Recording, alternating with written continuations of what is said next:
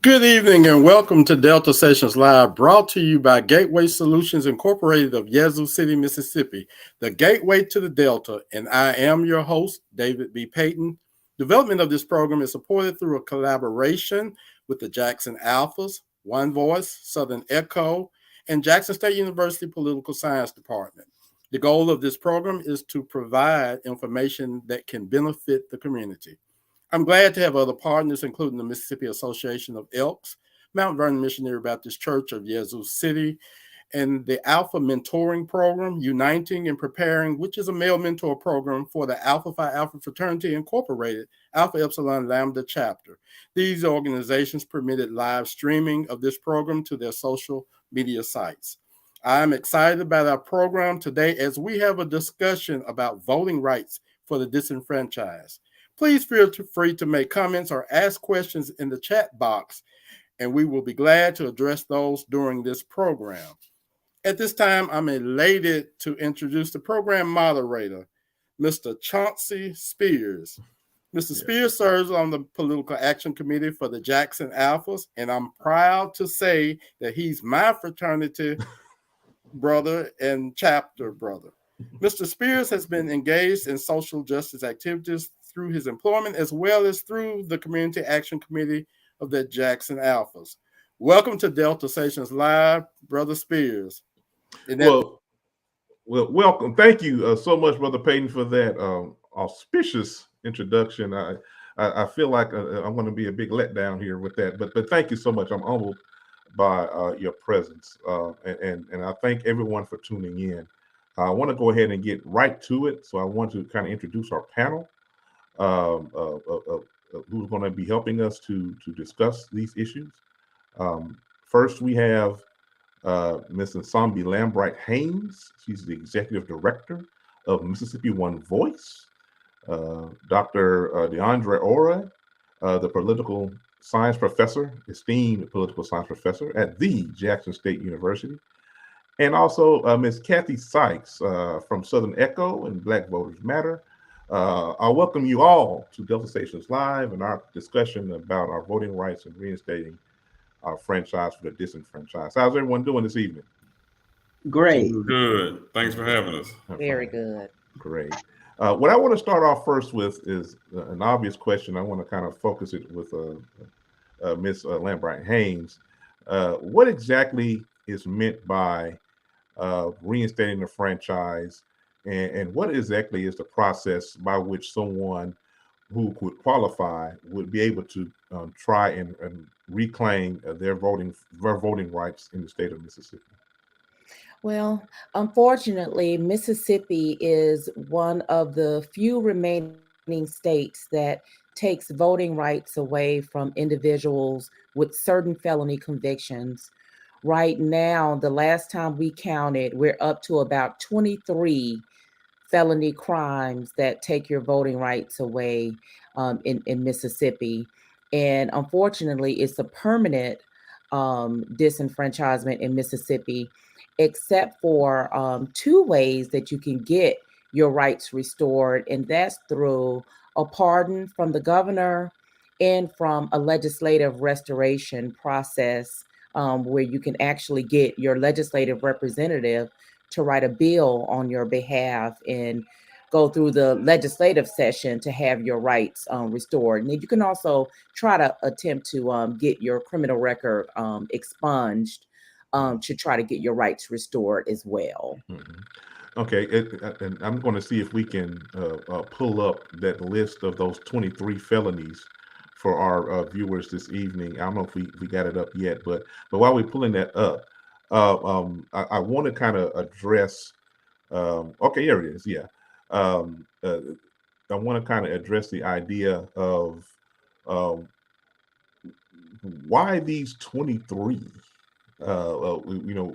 What do you think, Ms. Lambright, is a reason for specifically looking at these 23 felonies that would permanently disenfranchise a voter? Yeah, and I'm sure when Dr. Ori comes on a little later on, he'll talk a little bit about that constitutional convention back in 1890. Our constitutional founders were pretty explicit about it back then, and they actually made a record and said that the original 10 crimes were crimes that they felt that former slaves would commit. So they were pretty intentional about making sure that former slaves would never vote in Mississippi, and that they picked crimes that they felt that former slaves would probably commit to make sure that Africans and former slaves would never be able to participate in the voting process in Mississippi. That then expanded into 20 more crimes because of an expanded definition of theft, which then added, of course, new crimes that weren't around back then, like carjacking and felony bad check and shoplifting. Right.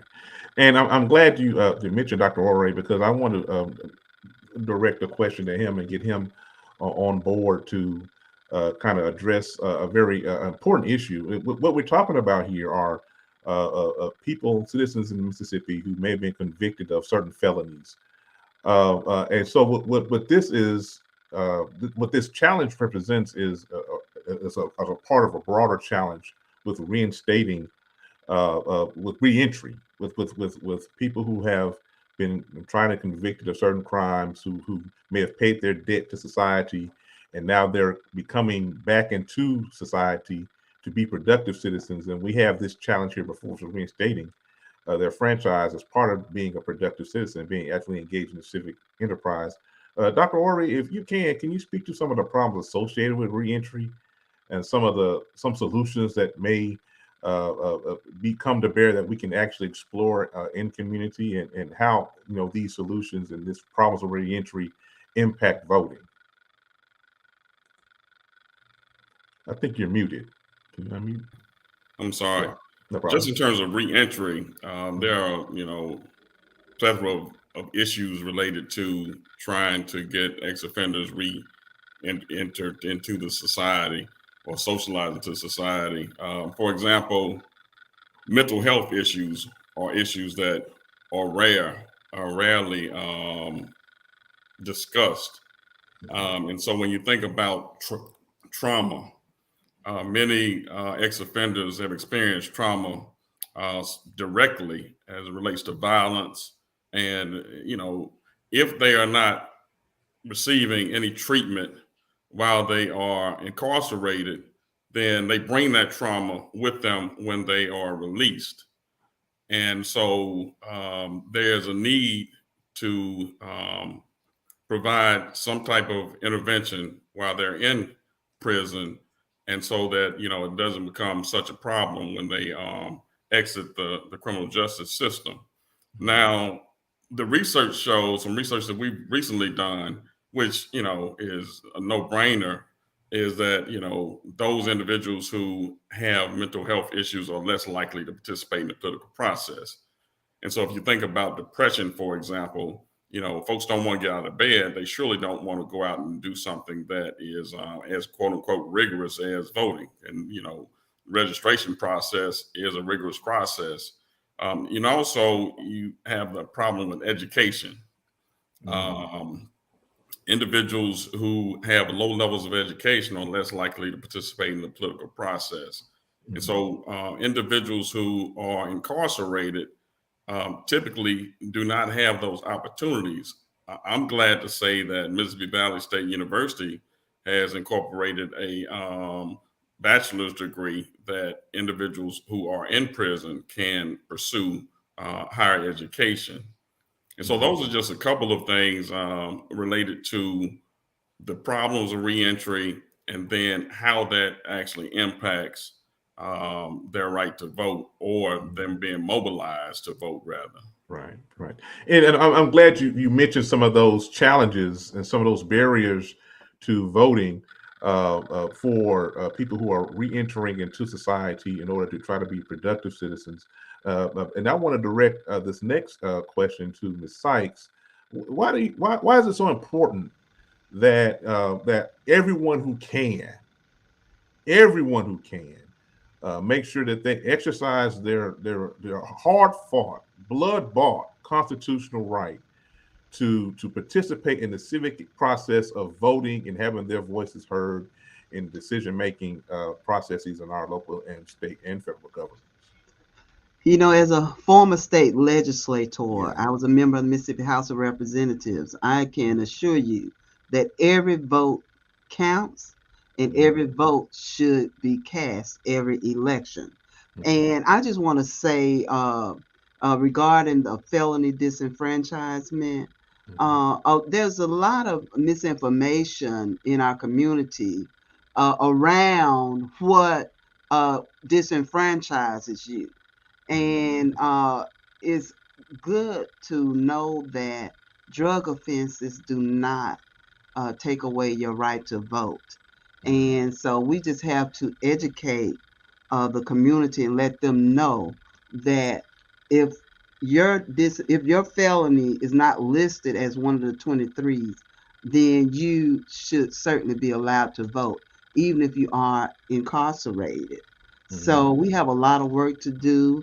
In Mississippi, over 200,000 people have been disenfranchised using our law that takes away your right to vote for these certain felonies.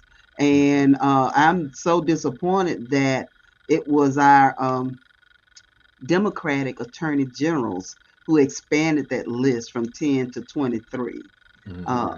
It didn't have to be done, but they felt that they had to do it. And so here we are with 23 instead of 10, although 10 was bad, because what we're doing in Mississippi, we are relegating citizens to permanent second-class status by allowing even those who have completed their sentences to never get their right to vote restored. And it's really affecting the African American community. And that's holding us back in other areas where we could move forward in. Yeah, and I'm glad that you mentioned the idea of the sheer number of people who have been disenfranchised and the misinformation about reinstating the franchise and what gets you your voting rights permanently taken away. And I open this up to anyone on the panel. This next question.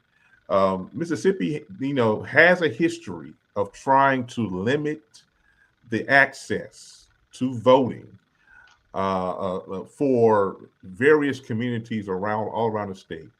Why do you think that our lawmakers, our elected officials sometimes are so motivated to say that they're trying to eliminate voter fraud by enacting all of these restrictive measures, including because Mississippi, I think there was an article today that just talked about how in one of the papers that talked about how Mississippi has some of the most restrictive voting processes in the country.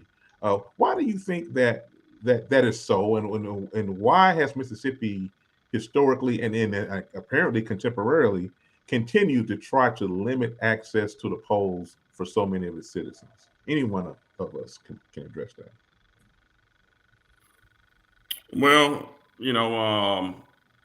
make no doubt about it, as James Vardaman actually said when he was speaking to the 1890 convention and the purpose of the convention. He said, make no doubt about it, the reason that we are passing some of these laws is to keep the N word from participating in the political process. And so if you go back from 1868 to 1876, during Reconstruction, blacks actually were in control politically in Mississippi. First black senator, or the first black senator from the state of Mississippi. And so 1876, the Southern Democrats got behind a Republican, a Republican during that time, the party of Lincoln. And what happened was Rutherford Hayes said to the folks in the South that if you support me, I'll remove the military troops from the South, which were there to protect Black folks to vote and participate in the political process. And so then you have the 1877 Mississippi Plan, and the Mississippi Plan was designed to disenfranchise Black people. And so then in 1890, when you have the rewriting of the Constitution, they got rid of the Progressive Constitution. The primary purpose was to eliminate Blacks from participating in the political process. And so this is when you see the literacy test, the poll tax, all these Jim Crow laws. But right there in the midst of them was felon disenfranchisement. This was in 1890, and it was incorporated specifically for the purpose of eliminating Blacks from the political process. And so the purpose of all of this, and the same purpose that exists now, is, Mississippi has the largest percentage of Black folks in this country. And so that poses, which is actually what is being posed to the rest of the country now, a racial threat.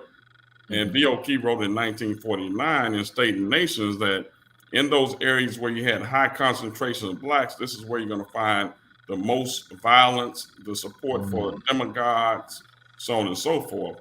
Nothing's changed.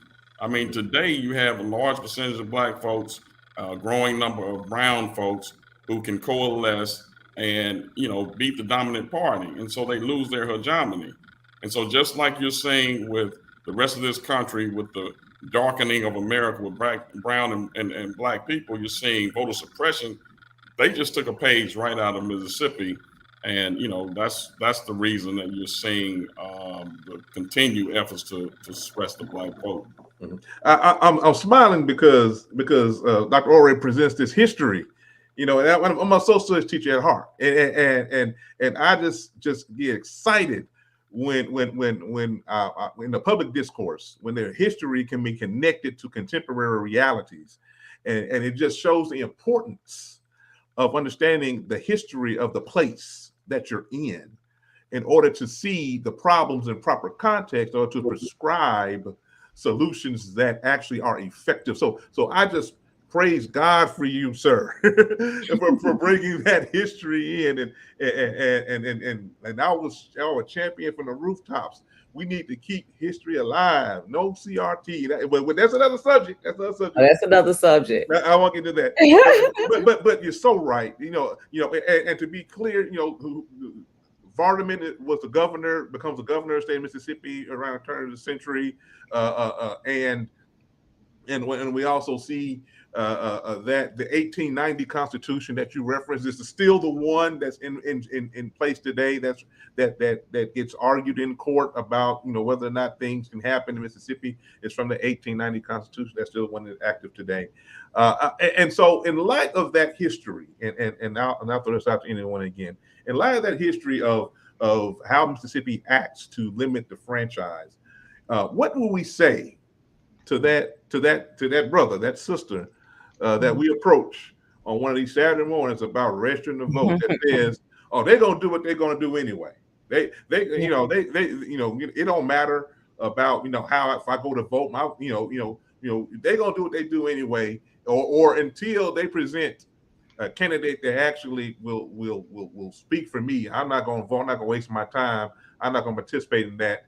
We just need to strategize other ways in order to empower ourselves." These are some of the arguments we hear, on the street when we're trying to register. What do you say to that brother or that sister that's disillusioned by the voting process and the governmental process that's presented before them? That's our work. My goal is always to prove Dr. Ore wrong. I don't know if you guys, now I admire Dr. Ore's presentations. We brought him in to speak several times, but I don't know if you guys watch Dr. Ore on election nights.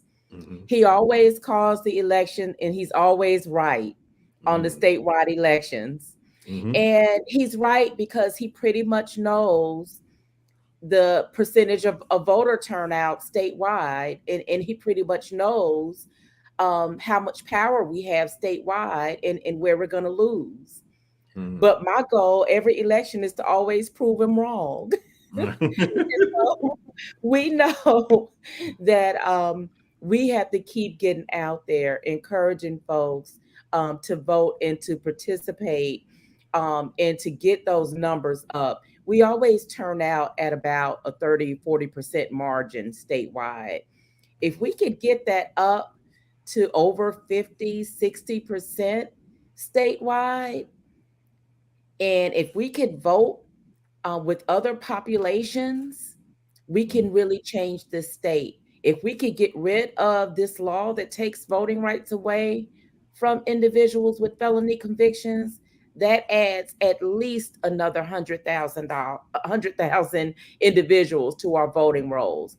We could change Mississippi overnight if we can get more folks to the polling places. We can't vote on people. We need to vote on our issues. Wow. And so you mentioned a very good point about, if we could get rid of the disenfranchising law, we can get over 100,000 people back on the voting rolls. Looking at the example set by Georgia and the election of Senator Raphael Warnock, good Alpha brother,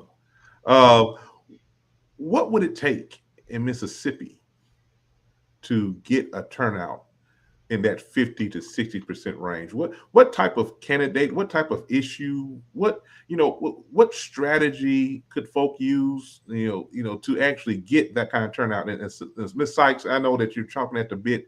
You can start, and then if anyone want to jump in, please do. But go ahead. And what do you think would it take to get that many folk to come out and vote and do the historic work like it was done in Georgia this past election? We need good candidates. A problem that I've noticed in several elections for a statewide office is that our candidates, some folk call them we're nonpartisan, but some folk call them super conservative. Mm-hmm. And their stance on these issues do not motivate the base to get out and vote. And until we get candidates who are solid progressives on the issues, mm-hmm. I think that we will have a problem getting out voters. And also, I want to say, earlier we spoke about restoring the franchise. Mm-hmm. If we could follow there's a way to get around this. If we could follow the example that Terry McCullough set in Virginia, he pardoned over 100,000 people. Why come Ronnie Musgrove couldn't do that? Why come Ray Mabus couldn't do that? Ronnie Musgrove pardoned one person, and he granted clemency to about 25 others. Ray Mabus pardoned 5. He granted clemency to about 68 others. Haley Barber pardoned 238. So, we got work to do, but we got to sometimes you have to use the tools that you have. Mm-hmm. Well, let me ask you this question. You raised the issue of progressives, and I remember having some conversations right around after that election where they had the referenda on the ballot about the flag and the medical marijuana. And I had a conversation with a couple of chapter brothers who were tired from going door to door that day, and they still saw the governor, Tate Reeves, won.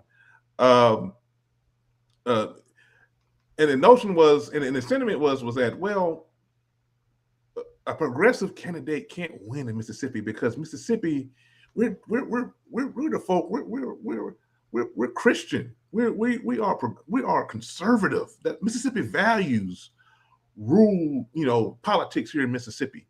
But I thought that, well, when we see how the flag was voted down, and we see how medical marijuana was passed, until the Supreme Court did their thing, and it's like, and Dr. Ore, anybody can jump in on this one too. So do you think that there are enough progressives in Mississippi that a truly progressive candidate could come and win a statewide election, or is that another pipe dream that those on the so-called political left have for Mississippi? Dot. Well, like Ms. Lambright Haynes said, when we look at these issues and we look for these progressives, I just don't see them.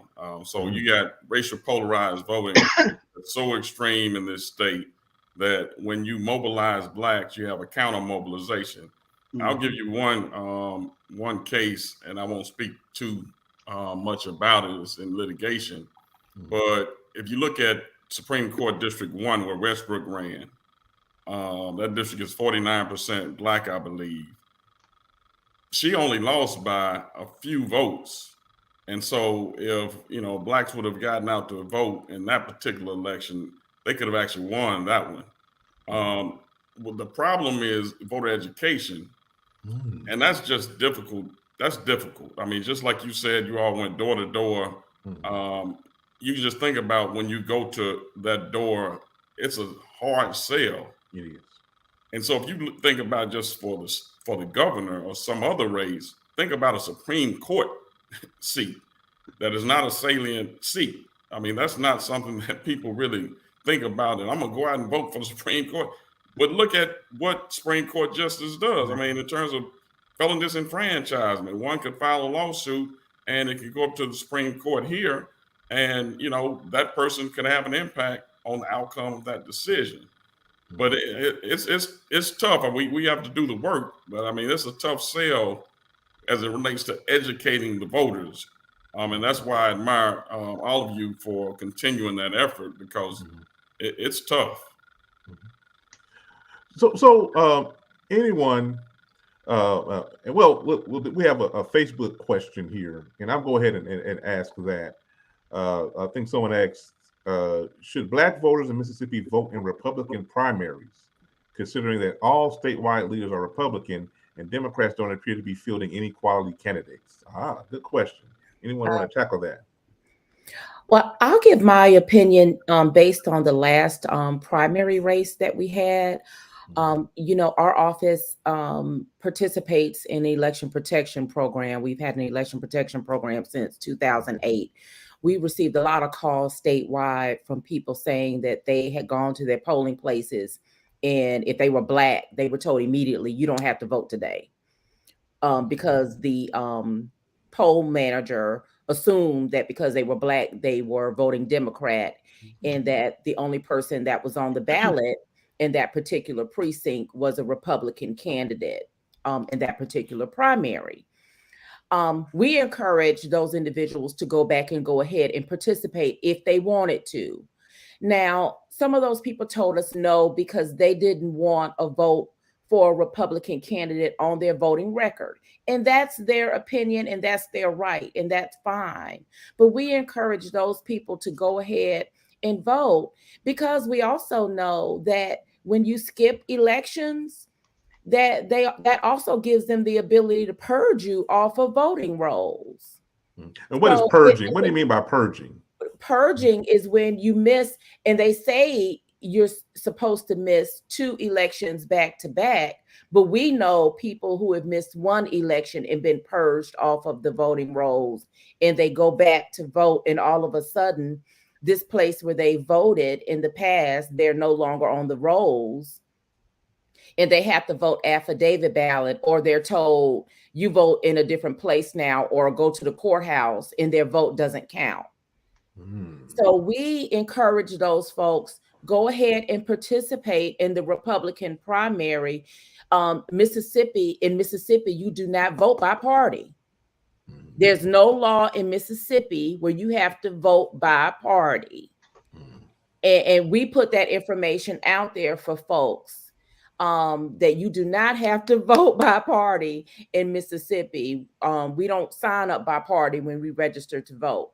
So you have that freedom. I can vote Republican one election, and the next election I can come back and vote independent, and then I can vote Democrat. That's my right. And so that's the Nashawn Lambright Haynes opinion. That's fine. But I think that Dr. Ore brought up a good, interesting point about the racialized nature of voting in Mississippi, and the racialized nature of the partisanship in Mississippi. And I think your example, Ms. Lambright Haynes, of how this gets played out as a person goes to the polls can happen. And so, in the midst of the racialized and polarization of voting here in Mississippi, a candidate that is truly progressive, could they appeal to a certain core audience of white voters? Because that's what we hear, that, well, you can get a progressive candidate, but there aren't enough progressive whites to flip an election statewide. Is that something that we observe in the numbers after elections, that there's, or any polling that suggests that a progressive candidate would not be able to attract enough white voters to actually flip any statewide elections in either direction?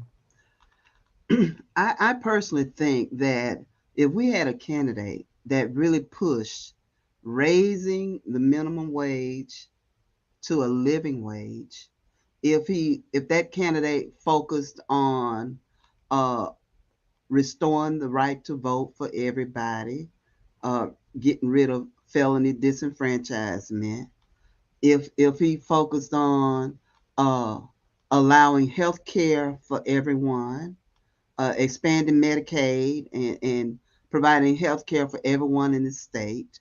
If that person, I'm saying he or she, if that, these are progressive issues. And if that person were to focus on those issues, I mean, we've had candidates, and I cringe because they would be in a debate and quote Ronald Reagan. Come on. So who are you trying to motivate? And then we got to get these numbers down to a science, Doc, as to what we need and where the votes are, so we can go and get them, because there are more than enough progressives in this state to win. We just got to go and get them, know where they are, go and get them. And great point. And going again, put on my educator hat for a second. It was mentioned that voter education is key. We talked about knowing where they are, going to get them. But if we look at, in anybody can speak to this one. If we look at what the typical student in a classroom in Mississippi experiences in their education as they matriculate in the schools here in Mississippi, is there enough civic education? What I mean by civic education is not only just the history of this country and things of that nature, or the rudimental lessons about how a bill becomes a law, but also to understand, what propaganda looks like when they see it in a campaign ad, or knowing how to understand policies and practices, institutional practices, and how they affect you as a person. Do we think that there's enough civic education in our state? Because it's kind of hard to do it on the back end after they become adults and they get entrenched in their day-to-day lives, meeting their bills, meeting their responsibilities as as mothers, fathers, sisters, brothers, things of that nature.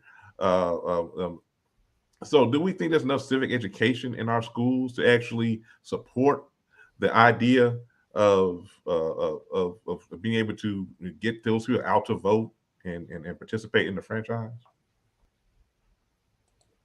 Anybody can hit that if they understood the question. I would say not at all in terms of the school system. They've taken a lot of the civic education classes out of high school at this point because it's not on the standardized tests. So not at all. Right. Yeah, so I think we need to move away from the ebony tower to the urban concrete. So, I'm a researcher, and that's what I do, and I teach. I teach students. I mean, that's what I do.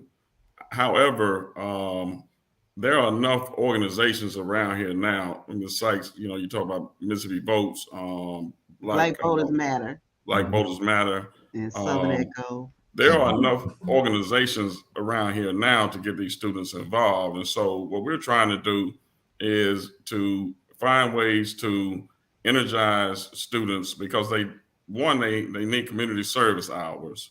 But we wanted to go beyond that. We want them to get excited. At Jackson State, that precinct, you get 20, 30 people, and they may not be from Jackson State's campus. It could be from the surrounding area. but you only get about 30, 40 people to, get out to vote. And so I had a meeting with students last week, and they were saying, for example, you got out of state students, and some of them are registered back home, but they're going to be in Jackson for 4 years. So I said, well, why don't we target those freshmen first?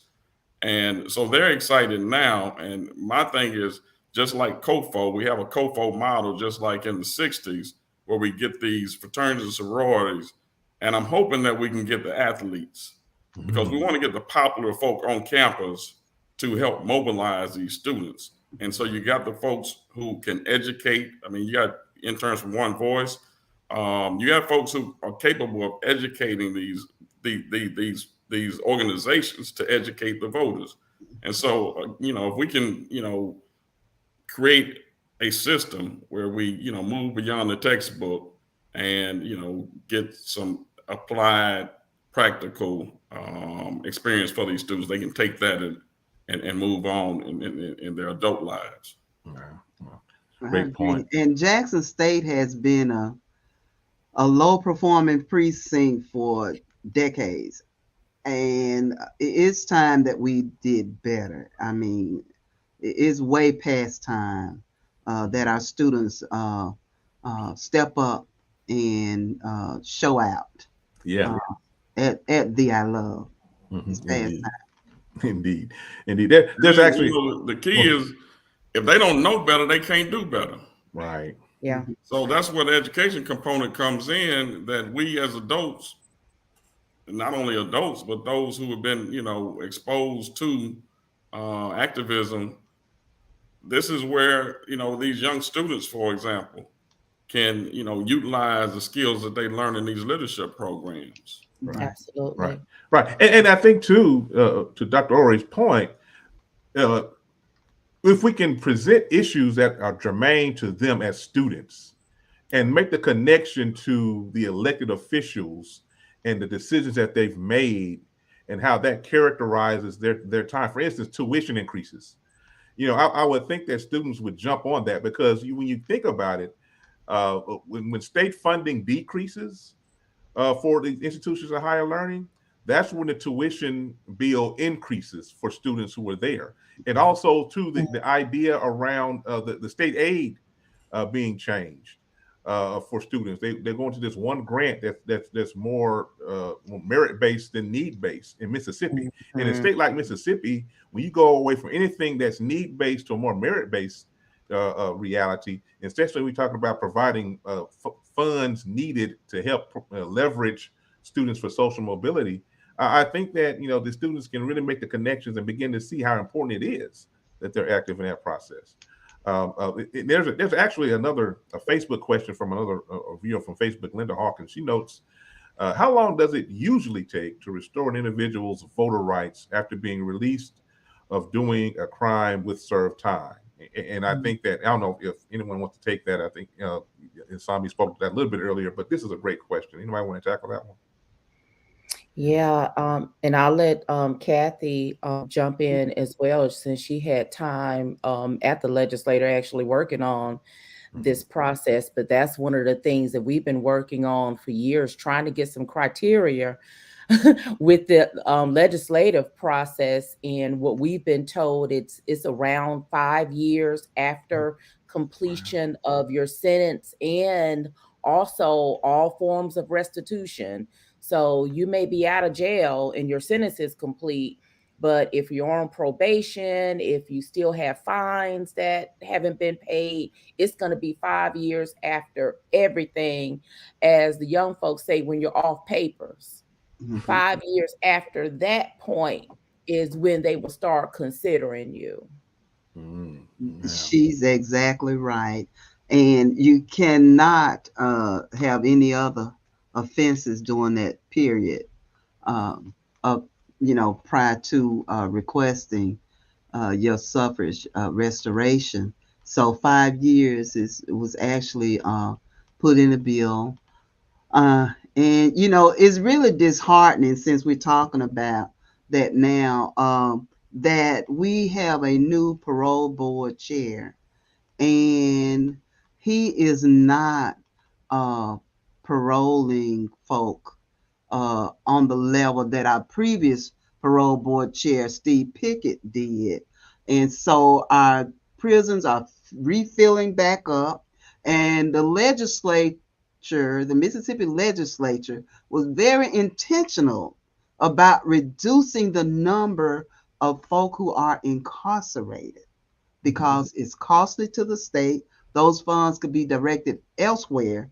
And now we have the chair of a parole board who, under his guidance, are denying parole to so many folk. And when the parole is denied, then that means you can't start your 5-year process in order to get your vote restored. And so it's just a bad thing for our state, and it's costly. It's not cost efficient and cost effective to just warehouse. And I read somewhere that Mississippi had the highest per capita incarceration rate in the world. Yeah. Greater than China. Mm-hmm. That is insane. Yeah. Yeah, and you've raised a great point, and about the incarceration rate and how the legislature, interacts.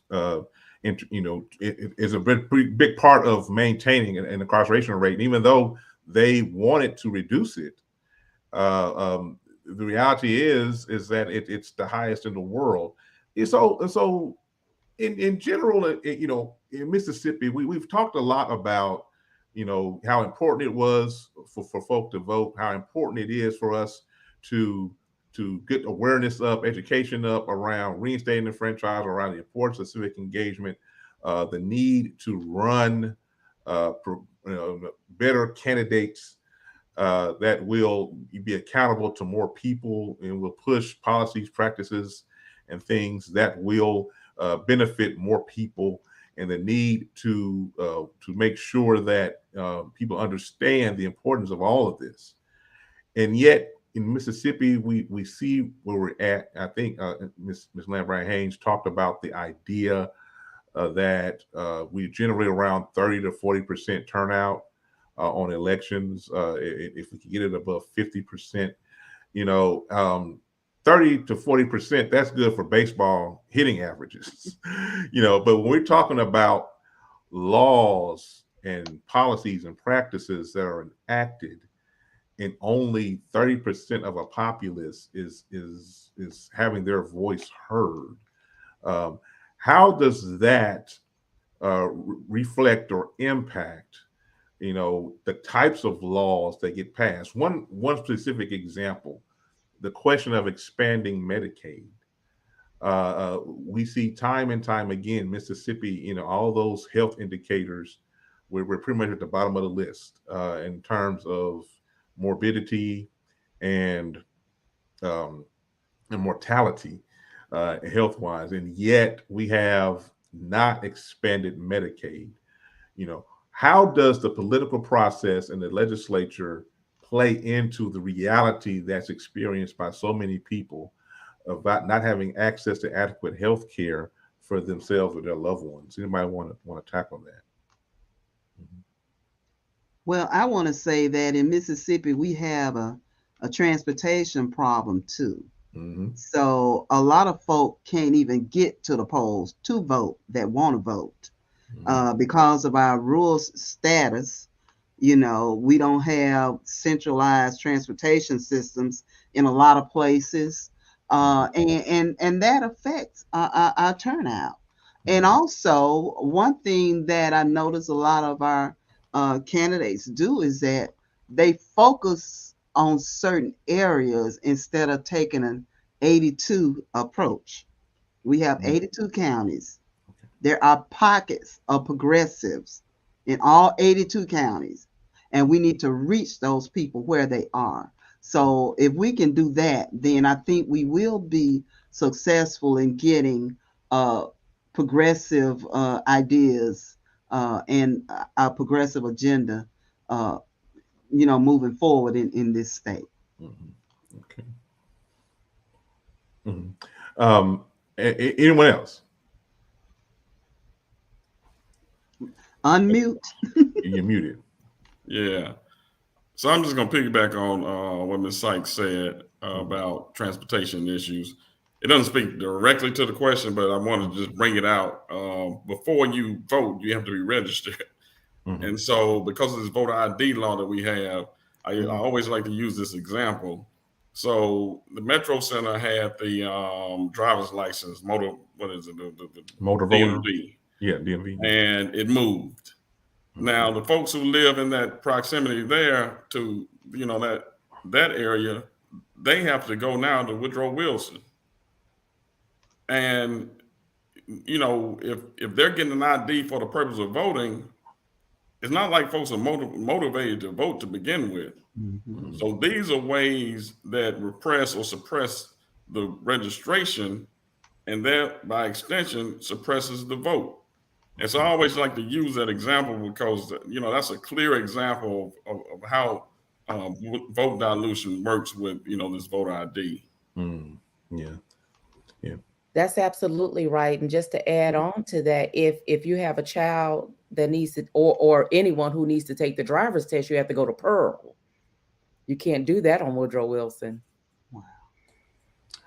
Wow. I didn't know that. And I have a child that's coming up thinking they want to drive, and we may have to do something different. One last quick question, and then we'll wrap it up. You mentioned the issues with transportation. Ms. Sykes has mentioned it. Dr. Ore, Ms. Lambert, all of us have talked about the issues of transportation and all the barriers to voting. But also, one thing that's characterizes Mississippi socially and culturally are the economic status of its citizens. Mississippi has one of the highest poverty rates in the country. Do we think that that poverty and poverty rates and people living day to day, does that impact their motivation to want to endure a 5-year process after they've been off papers, as Ms. Lambert Haynes noted, 5-year process of being reinstated? How can alleviating poverty help in terms of civic participation and voter turnout in Mississippi? Well, I remember one thing that when Kathy was in the legislature, they did pass one bill, and Kathy, I can't remember the bill number, but it did give access to those licenses for people with felony convictions. So the barber's license, nursing license, and I forgot whatever. I think real estate license, whatever those professional license schools that before people with felony convictions were locked out of even applying. And I think that this new bill gave them the ability to apply for these schools, but it still gives the schools the ability to do the background check. So if it comes up, they can still, even if they score high or whatever, they can still exclude them, but they can at least get their foot in the door. So I think that those bills like that kind of create the pathway for people to come out of poverty with a record, because we can't expect people, we tell them, get a job, get back on your feet, pay, pay all your fines off, catch up with your child support, pay for these drug tests. But I'm not going to really give you a job that pays fair wages. So you're going to continue to be a burden on your family. And that just keeps the cycle of poverty over and over again. That's right. And so in one bill that we push every election cycle, every session, is ban the box. Because having that box, checking that box that you are an ex-felon, that automatically disqualify folk who otherwise would be able to get good paying jobs. And so if we would ban the box in Mississippi, it would allow opportunity to move some of our citizens out of poverty. And that bill, I don't remember the number of it either, but it also, so there were a lot of, professional folk who could no longer work and like nurses and dentists and doctors. And so if they had these convictions, so that bill that Sister Lambright Haynes, I got to get used to calling her Haynes, mentioned, it actually allowed those folk to continue working and adding to our economy, and to keep being productive citizens after they had done their time and paid their fines, and there were no other blemishes or whatever on their records. So I thought that was a very good bill. And to Representative Sykes' point, also the land background checks. So, typically, businesses screen out ex-offenders, but if you delay the background check, once they get the foot in the door, that has been one of the strategies or one of the proposals that could possibly, help some of these ex-offenders. Right. So that allows them the opportunity to explain their circumstances and to talk about how they've grown and how they've moved past the past. And so that's an excellent idea, Dr. Orr. Yeah, and I think we have another question from our Facebook audience, and it's from Anthony Banks, and he notes: is the incarceration big business in Mississippi the reason that more people are incarcerated in the state? Do you think that this is a financial incentive to incarcerate citizens in the state of Mississippi? Anyone? Absolutely, absolutely. So Mississippi has a history of using incarceration in jails as an economic development tool. They even pit counties against counties, trying to who's going to attract the next regional jail or the next federal prison, or So we have a history of using that as an economic development tool. And so when you're doing that, you know what's going to happen. The jail's going to fill up. Then you're going to build another one, because they do employ people. So they creating jobs, in areas where nothing else is going on. So we need to be more strategic about coming up with product or that we can sell in this state, and not maybe processing plants and solar farms or something, I don't know, but something that we can do so that prisons and jails will not be the sole employer in some of these areas, because that's what we have in some of these rural communities in our state. Yeah. And that goes back to, post-slavery. I mean, the chain gang penal system, I mean, as soon as slavery was over, they were like, well, how are we going to pay these bills? I mean, so how are we going to keep these farms going? So they locked black folk up, and, they put them back and enslaved them. And so we've been seeing that since the inception, going back to 1890. Yeah, convict leasing and that's right. Free labor. The 13th Amendment, it outlawed slavery everywhere except in the jails. Right. You're doing it that way. And so tonight, we've talked about a variety of issues surrounding the right to vote and reinstating the franchise for those who may have had their right to vote taken away, and also strategies that we think could help increase voter turnout and increase voter excitement around civic engagement, and things of that nature. So in wrapping this up, in your final conclusions, do anyone want to talk about some of the things that you're doing individually or in conjunction with any kind of organizations you're connected to, that you would like to share with our audience around this or any other issue before we before we sign off? You can jump right in. Well, I'll start. So I'm what they call a redistricting fellow with Southern Echo. So there are several counties around the state that we're focused on trying to get fair community maps to increase representation of minorities on the local level. So we're dealing with cities, towns, and counties, and that's what we're working on. And I'm also a coordinator with Black Voters Matter, and we're doing voter registration and get out the vote efforts all over the state. But I focus on a few counties, trying to organize community to register voters and encourage them to get the vote out for this midterm election cycle coming up. Okay. All right. And we run a civic engagement roundtable that includes a lot of organizations statewide that are doing, GOTV and voter registration as well, and including this campaign. So if anyone needs information about restoring rights to individuals with felony convictions, please reach out to us. We'll be glad to talk to them about it. Mm-hmm. And so, again, I'm a researcher, and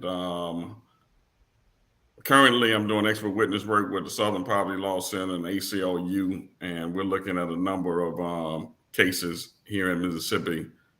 One challenging redistricting with respect to the Senate factors that are on the books. And also, as a researcher, to document, some of the history related to voting rights in this state. To give these folks who have done the work their, proper recognition. And so we're working on a documentary that we hope will be coming out pretty soon. But we've interviewed quite a bit of folk who were in the movement and folk who are currently in the movement. Wow.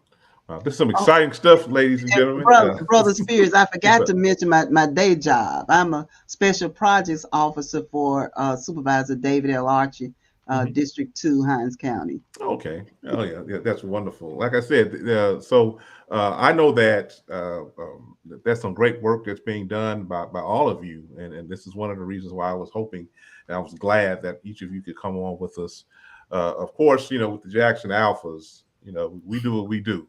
Voteless People's Hopeless People campaign is coming up. We're gearing up to get foots on the ground around community barbershops, nail salons, beauty parlors, distributing literature, and hopefully having some engaging conversations like this one with some brothers and sisters in those locales, trying to excite and encourage and inform about the process of reinstating the franchise should they need to, and also just in general, getting out the vote and being actively engaged, not just voting, but also educating themselves and taking advantage of opportunities like this one to learn about the issues and to become empowered to speak to and change context under which they see that there's injustice or indignity. So there is plenty of opportunity for all of us in our community in Jackson and surrounding areas and throughout the state of Mississippi to really be engaged. And I truly believe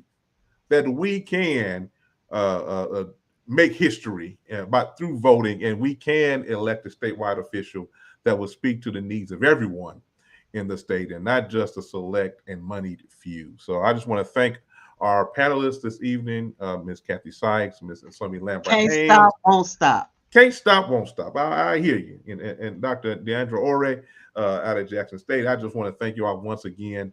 And thank you all for tuning in for us this evening. And if you have any questions or any ideas, feel free to stop by our Facebook page, and we can get you in contact with all these panelists and any other organizations they represent if you want to reach out and do more with them. So once again, thank you for tuning in. And like they used to say on Def Jam, God bless and good night.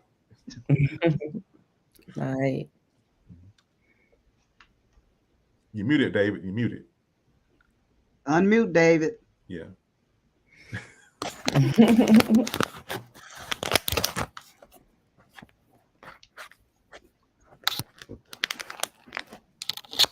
I'm sorry. I got too excited about this conversation, and I couldn't jumped on without my sound. But anyway, I want to thank Brother Spears and this great panel. This has been a great and timely discussion, and I can witness that your vote does count. I have my own testimony. My father, who was a great advocate for voting here in Yazoo City, ran in different elections and didn't win. But when I turned 18, I looked forward to registering, to vote, and I was able to cast a vote for him as a justice court judge, and he won that year, and I think he won by 14 votes. Wow. Wow. So your vote does matter. That's right. So again, I want to thank this panel, and we need to have more discussions like this. A lot of people think that their vote doesn't count, because they don't see the efforts of their vote. But we just need to continue, and like I think you both, basically all of you said, that we need to get good candidates in, to have faith in them, to have a reason to come out and vote, because we know that they will support our efforts. But again, thank you all, and I thank our viewing audience for joining this session of Deltasations Live, and we look forward to seeing you on our next program. Thank you, and have a great evening. All right.